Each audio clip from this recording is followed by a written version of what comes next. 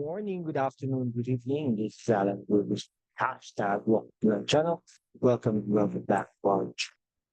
Okay, so if you are not yet subscribed to our channel, please do it so that you can be a part of this growing family. We are now officially 6,789 subscribers. Thank you so much. God bless you all. So pag-usapan lang po natin today ay yung ano po, no, yung kay ah pagkasabi po ni dating Senador Antonio Trillanes. Nag-tweet yata siya, eh, 'no, or sa Facebook niya, 'no, sabi niya, "Sara Duterte, mag-resign ka na."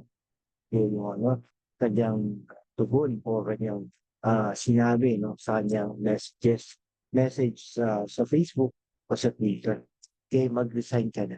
Bakit nga po ba pinagre-resign Senator Antonio Trillanes, 'no, si Sara Duterte? Kasi po may mga ano po 'no, may mga paghiwatig 'no, pahiwatig po ang kampo ng dating Pangulong Rodrigo Roa Duterte, specifically yung hanay po ni Pastor Apollo Kibuloy sa mga rallies. Eh, yung sa rally po diyan sa Manila, sa Liwasang Bonifacio, talagang, nananawagan na mag-resign po si Pangulong Bongbong Marcos 'no. At saka, na pinapanawagan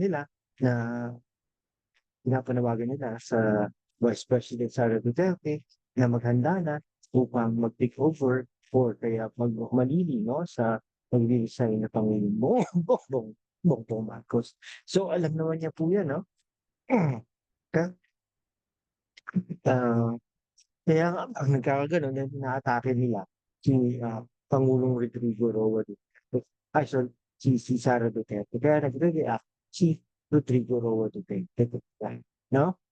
Ayun po yung ano nila, ano, yan, okey? Ngayon kaya si Sara Duterte ay talagang malakas ang loob nito, eh.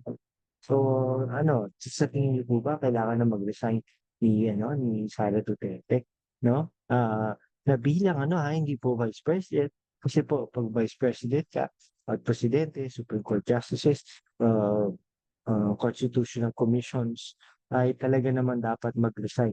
Ay dapat hindi mag-resign kundi ma-impeach 'no, may impeachment case kumbaga 'no. So ayun 'no, so, magre-resign po si Sara Duterte bilang Department of Education Secretary. Dahil nga naman kung hindi niya sinusuportahan 'no, ang mga pulisiya ni Bongbong Marcos ay baka puwede na siyang i-resign. Pero sa tingin ko naman hanggang ngayon ay talaga namang, ah, ano pa siya 'no, puwede pa siyang, maging DepEd Secretary. Okey, sige po. Hanggang dito na lang po mga kaibigan ko. Kung hindi pa po kayo nakapag-subscribe sa ating channel, mag-subscribe naman po kayo. Maraming salamat po. God bless you all.